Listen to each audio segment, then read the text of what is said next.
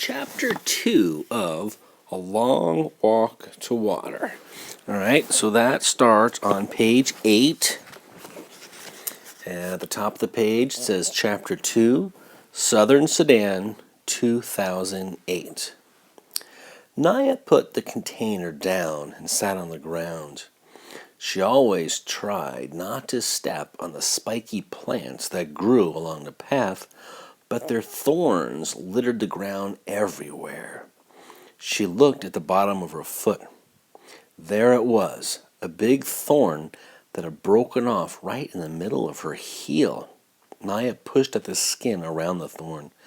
Then she picked up another thorn and used it to poke and prod at the first one. She pressed her lips together against the pain. Okay, now it says Southern Sudan, 1985. Boom! Salva turned and looked. Behind him, a huge black cloud of smoke rose. Flames darted out from its base. Darted means to go out real quickly. Overhead, a jet plane veered away like a sleek, evil bird. And the word veered means to go off in a different direction. In the smoke and dust, he couldn't see the school building anymore. He tripped and almost fell. No more looking back. It slowed him down. Salva lowered his head and ran. He ran until he could not run anymore. Then he walked for hours until the sun was nearly gone from the sky. Other people were walking too. There were so many of them that they couldn't all be from the school village. They must have come from the whole area. As Salva walked, the same thoughts kept going through his head in rhythm with his steps. Where are we going? Where is my family? When will I see them again? The people stopped walking when it grew too dark to see the path.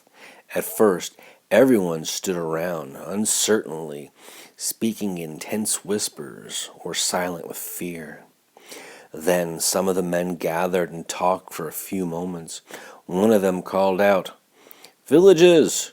Group yourself by villages. You will find someone you know." Salva wandered around until he heard the words, "Laun Arik, the village of Laun Arik here." Relief flooded through him. That was his village. He hurried towards the sound of the voice. A dozen or so people stood in a loose group at the side. Let's turn to page 10. The side of the road. Salva scanned their faces. Scans mean to give a quick look. So Salva scanned their faces. There was no one from his family. He recognized a few people. A woman with a baby, 2 men, a teenage girl, but no one he knew well. Still, it was comforting to see them. They spent the night right there by the road, the men taking shifts to keep watch. The next morning, they began walking again. Salva stayed in the midst, like in the middle, of the crowd with the other villagers from Laun Arik. In the early afternoon, he saw a large group of soldiers up ahead. Word passed through the crowd. "It's the rebels! The rebels! Those who are fighting against the government." Salva passed several rebel soldiers waiting by the side of the road. Each of them held a big gun. Their guns were not pointed at the crowd, but even so, the soldiers seemed fierce and watchful. Some of the rebels then joined the back of the line. Now the villagers were surrounded.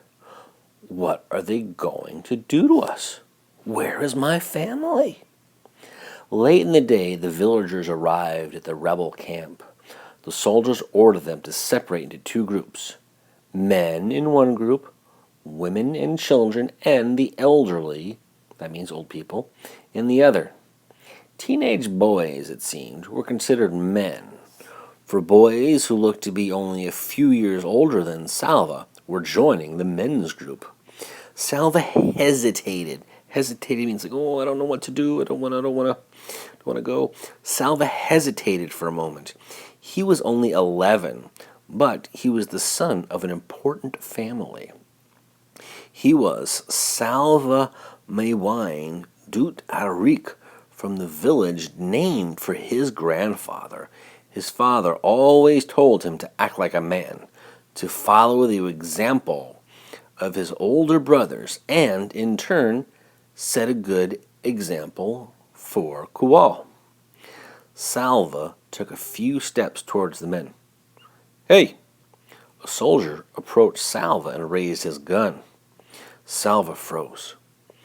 All he could see was the gun's huge barrel, black and gleaming like sparkling, as it moved towards his face.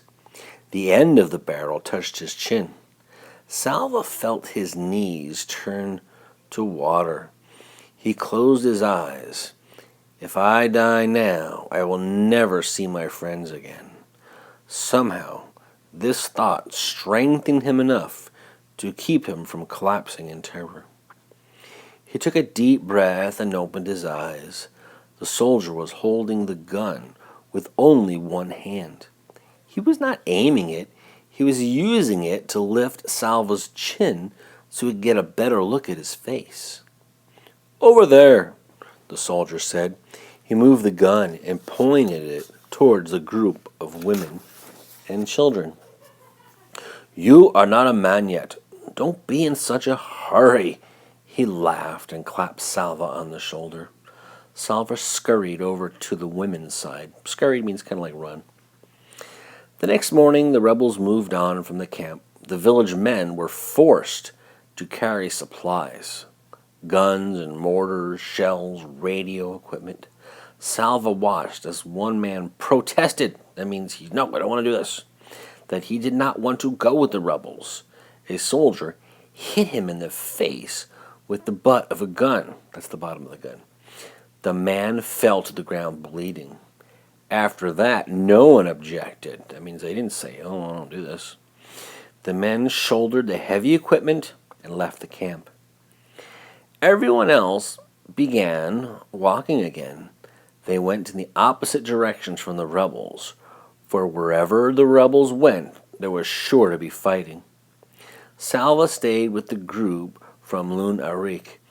It was smaller now, without the men, and except for the infant, Salva was the only child. That evening they found a barn in which to spend the night. Salva tossed restlessly in the itchy hay. Where are we going? Where is my family? When will I see them again? It took him a long time to fall asleep. Even before he was fully awake, Salva could feel that something was wrong. He lay very still, with his eyes closed, trying to sense what it might be. Finally, he sat up and opened his eyes. No one else was in the barn. Salva stood so quickly that for a moment he felt dizzy. He rushed to the door and looked out. Nobody. Nothing. They had left him. He was all alone. That doesn't sound very nice.